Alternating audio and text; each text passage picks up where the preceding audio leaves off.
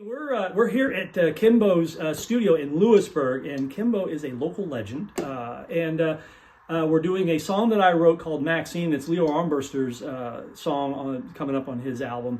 But we brought the Gretsch 6118, and Gretsch is a legacy brand of guitars started in 1883 by Friedrich Gretsch, who was a immigrant from Germany, and he was a violin maker and instrument maker in Germany. But the Gretsch company really started out with drums and percussion. And as I said, they were founded in the States in 1883, and they ended up moving to Brooklyn, New York. And the building that the Gretsch guitars were built in up until the late 60s is still there. It's condos and apartments. Gretsch started as, I said, a drum, and then they went into guitars, and they really hit their stride when Chet Atkins came along and was an endorsee of Gretsch, and he kind of remade everything about Gretsch guitars at the time. This guitar is kind of a Chet Atkins legacy. It's fully hollow body with trestle bracing. It's an anniversary, so I think it was brought out in '53, but don't quote me on that. Joe Carducci, if you're listening, you can probably embellish on this a little bit more. But this is the anniversary. It's a two-tone green, as I said, fully hollow body, trestle bracing. The Gretsch pickups and legacy to the Chet Atkins. It has multiple switches with kind of it flummoxes people sometimes, but this is the classic mud switch, which is a tone switch, and the pickup selectors.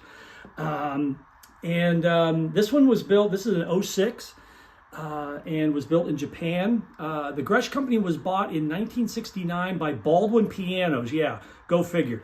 Baldwin Pianos owned it until the early part of the 80s, the mid 80s, when Fred Gretsch, nephew of the last Gretsch owner, bought the company back. So the Gretsch is still owned by the Gretsch family, but Fender Music Corporation does all the marketing, the operations, and pretty much the promotion, but it's still owned by Fred Gretsch and Diana Gretsch, who lived down in Savannah, Georgia.